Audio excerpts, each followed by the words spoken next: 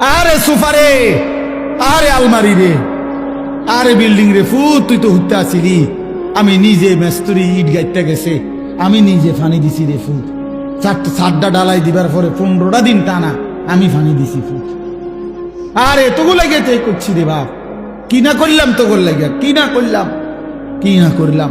বালুর লগে দাঁড়াইয়া ছিলাম, মেস্তুরির সামনে দাঁড়াইয়া ছিলাম, হ্যাঁ, গুনে গুনে ইট বালু সিমেন্ট একটাও যাতে কম না দেয়, কি কষ্ট করে খেয়াল করছিলাম একটা বিল্ডিং যাতে মজবুত হয়, আখেরাত যাতে বরবাদ হয়। বুঝেন না কথাটা?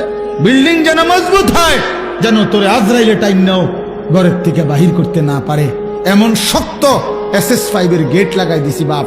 কোনো চিন্তা করবি না, আমার গো দাদার আমলে মারা গেছে, যাইতে পারে তার আর বেড়ার ঘর আসিল, টিনের ঘর আসিল, দুয়ারও আসিল বেড়ার টিনের, এত সামান্য দরজা খুললা ফেরেশতা নেওয়া এটা হইতে পারে।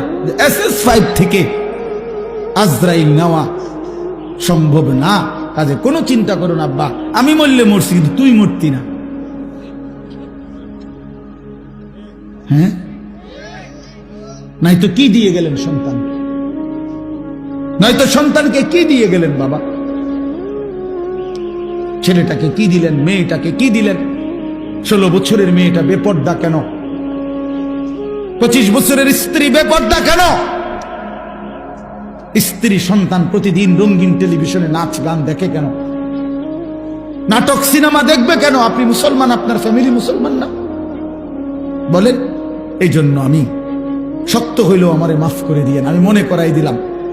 আর যদি কোনোদিন বলতে না পারি, আর যদি কখনো আসার সুযোগ না হয় বাবা, একবার আসছি একবারই বললাম।